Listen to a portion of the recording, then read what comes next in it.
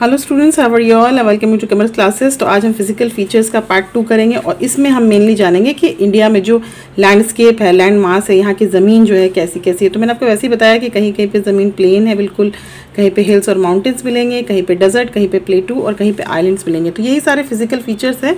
और इसके अलावा कई रिवर्स भी जो है इंडिया में बहती है, ठीक है। नॉर्थ में भी कई रिवर है, सेंट्रल इंडिया में भी है और सदर्न इंडिया में भी गोदावरी, कृष्णा वगैरह है, जो कि बहुत इंपॉर्टेंट है, ठीक है।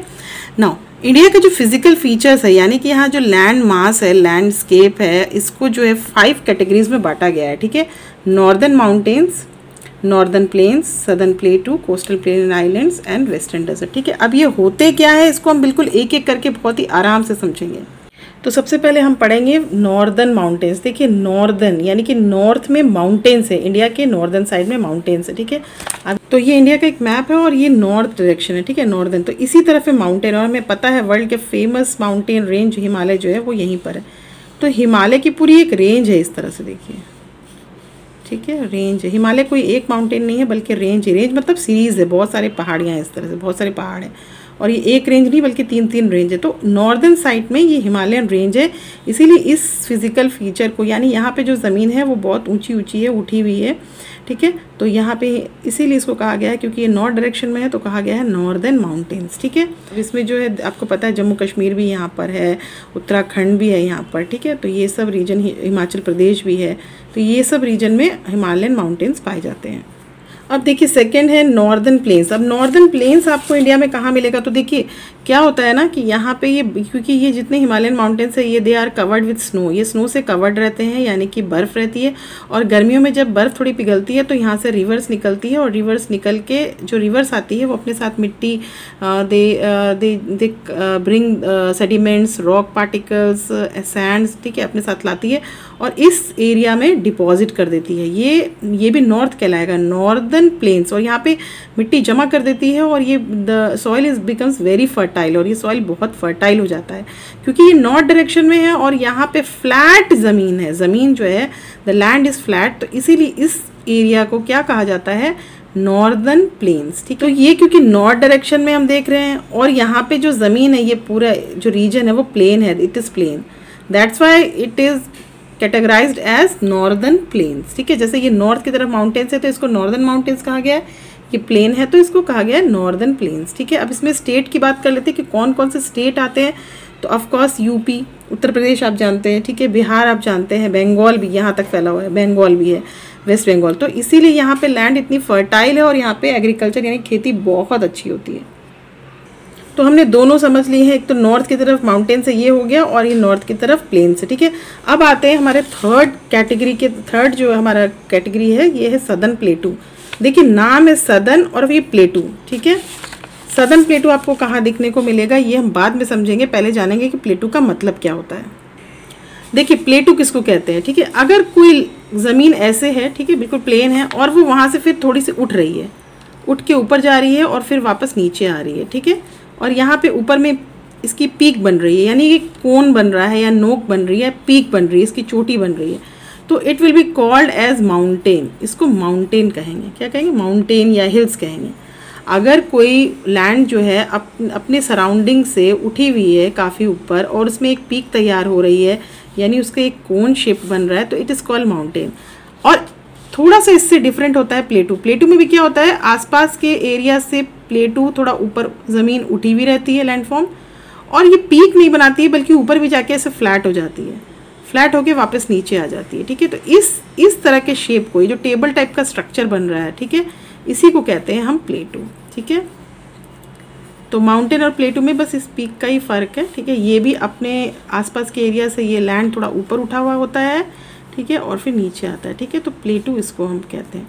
अब इंडिया में यहाँ पे क्या लिखा हुआ है? सदर्न प्लेटू, यानी कि ये प्लेटू हमें इंडिया के सदर्न हिस्से में ज़्यादा मिलता है, ठीक है। तो ये देखिए, ये आप देखिएगा तो मैं एक ड्रॉ कर रही हूँ इंडिया के बीचों बीच में, देखिए ये पूरा रीजन इंडिया का ये सदर्न प्लेटू कहलाता है।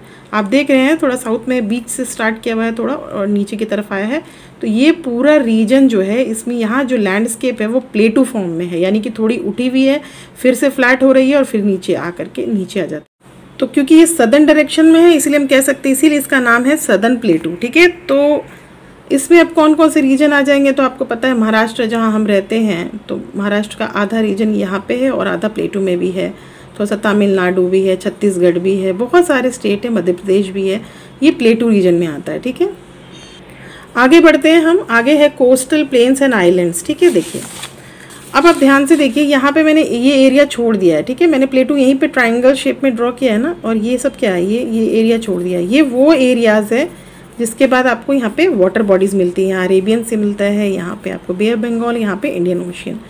तो इसको, इसी एरियाज़ को कहते हैं कोस्टल एरियाज़, यानी कि समंदर से लगा हुआ area, the area which is lying near the oceans. ठीक है, तो ये है कोस्टल एरिया। अब यहाँ पे क्या जुड़ा हुआ है, कोस्टल भी है एंड प्लेन्स भी लिखा है, यानी कि यहाँ पे जो लैंड है it is also plain, it is also flat. यहाँ पे भी जो ज़मीन है वो समंदर से तो लगी हुई है, it is near the oceans and it is also flat, ये भी फ्लैट है। यहाँ पे भी जो ज़मीन मिलेगी वो भी चपटी है। ठीक है, दैट्स वाई यहाँ पे भी थोड़ी बहुत खेती होती है। हमेशा याद रखिएगा, wherever you will find the plains it means flat land, the agriculture will be good. तो यहाँ पे भी एग्रीकल्चर होता है। अब हम मुंबई में है ना, मुंबई हमारा यहाँ पे ये कोस्टल एरिया में ही आता है। ठीक है, तो इस तरह से ये हमारा कोस्टल प्लेन्स है। देखिए जहाँ से कोस्ट स्टार्ट होता है, यहाँ से गुजरात से स्टार्ट हो जाता है, यहाँ से पूरा ये पूरा रीजन कोस्टल प्लेन्स है। ठीक है, अब इसके साथ जुड़ा हुआ है आइलैंड। अब आइलैंड क्या होता है, देखिए आइलैंड मैंने आपको बताया था, ये है आइलैंड। मान लीजिए कि ये एक ज़मीन का टुकड़ा है और ये चारों तरफ से पानी से घिरा हुआ है।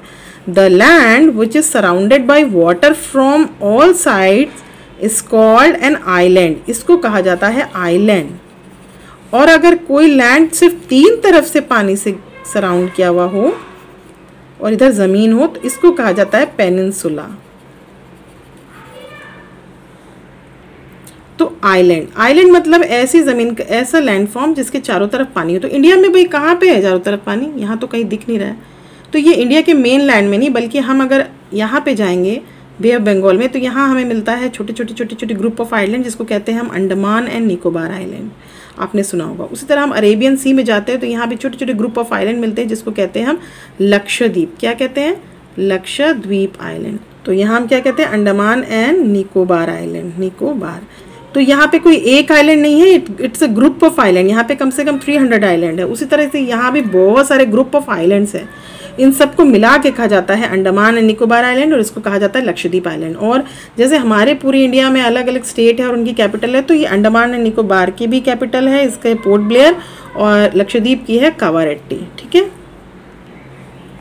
अब हम पढ़ेंगे इसके लास्ट फिजिकल फीचर के बारे में, जिसमें लिखा है वेस्टर्न डेजर्ट। तो आप देखिए इंडिया के वेस्टर्न साइड की बात कर रहा है, यानी कि इधर।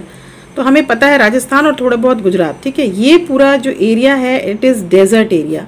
क्या है, डेजर्ट। यहाँ पे क्या है, रेगिस्तान है, जिसका इस डेजर्ट का नाम क्या है, इसको हम कह सकते हैं Indian desert, the great Indian desert कहा जाता है, या फिर इसका नाम कहा जाता है थार डेजर्ट। क्या कहा जाता है, थार डेजर्ट। इस तरह से, क्योंकि अब वेस्टर्न साइड में है इसीलिए हमने इसको वेस्टर्न डेजर्ट के नाम से इसको फिजिकल फीचर में कहा है। तो आप देखिए, अब फिर एक बार हम ऑल ओवर देख लेते हैं।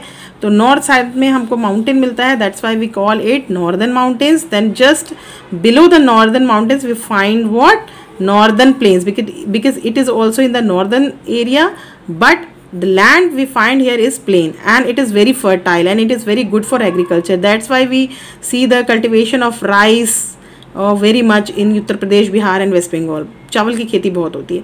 Then in western side of course we see the great Indian desert that is called the Thar desert, जहाँ पे बहुत बड़े एरिया में रेगिस्तान है. ठीक है. नाउ सेंट्रल पार्ट और साउदर्न पार्ट में हम क्या देखते हैं, ये पूरा रीजन है प्लेटू का रीजन, जहाँ पे ज़मीन क्या है थोड़ी उठी हुई है, फिर टेबल लाइक स्ट्रक्चर है, फिर नीचे आती है, यानी कि ये आसपास के एरिया से ये जो लैंड है ये उठा हुआ है. ठीक है.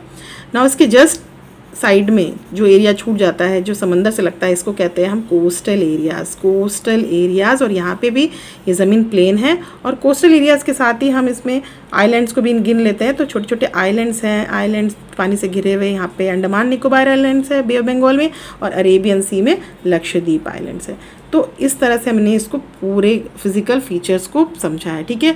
आगे के चैप्टर में ये जो जितने भी फिजिकल फीचर्स हमने सीखे हैं इसको सेपरेट सीखेंगे. यानी नॉर्दर्न माउंटेन्स का एक चैप्टर होगा, फिर प्लेन्स का होगा, प्लेटू का होगा, डेजर्ट का होगा, इस तरह से होगा। ठीक है, तो आई होप आपको ये क्लास पसंद आई होगी। If you like this class please like, share and subscribe the channel. Thank you, have a nice day.